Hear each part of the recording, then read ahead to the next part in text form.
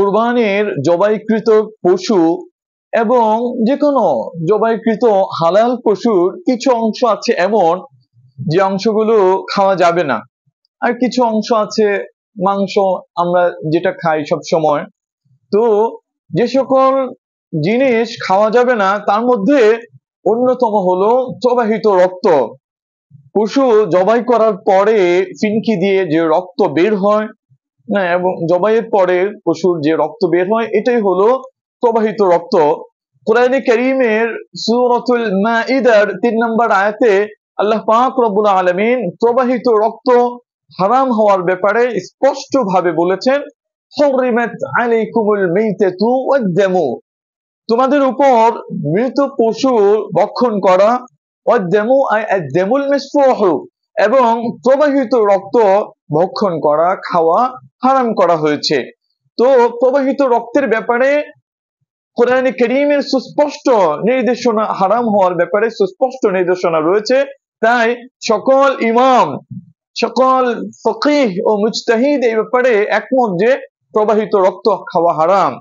আর কিছু অংশ রয়েছে এমন যেগুলোর ব্যাপারে উলামায়ে কেরাম কেউ হারাম বলেছেন, কেউ মাকরুহে তাহরিমি বলেছেন। বিখ্যাত তাবিঈ মুজাহিদ রাহমাতুল্লাহি আলাইহি থেকে ইমাম বাইহাকী রাহমাতুল্লাহি আলাইহি একটি হাদিস বর্ণনা করেছেন।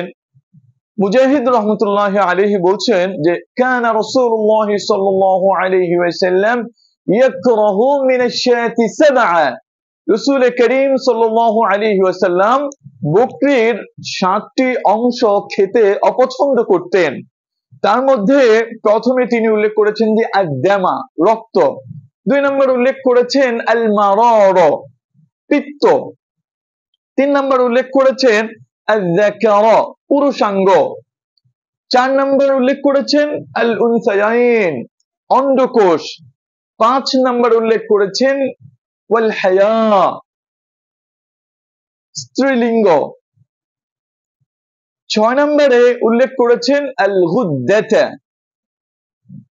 মাংস গ্রন্থি, চামড়া এবং গোশতের মাঝখানে জমাটবদ্ধ মাংস গ্রন্থিকে খাওয়া নবীজি অপছন্দ করেছেন 6 নম্বর। 7 নম্বর হচ্ছে ওয়াল মাতানাতা, মূত্রথলি। এই 7টা জিনিসকে নবীজি খাওয়া অপছন্দ করেছেন। তো এখানে ইয়াকরাহু শব্দ ব্যবহার করা হয়েছে হাদিসে।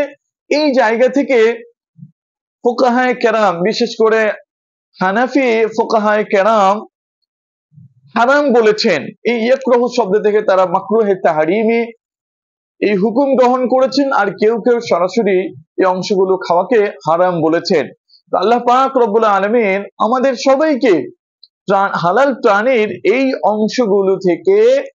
অংশগুলো খাওয়া থেকে বেঁচে থাকার তৌফিক দান করুন।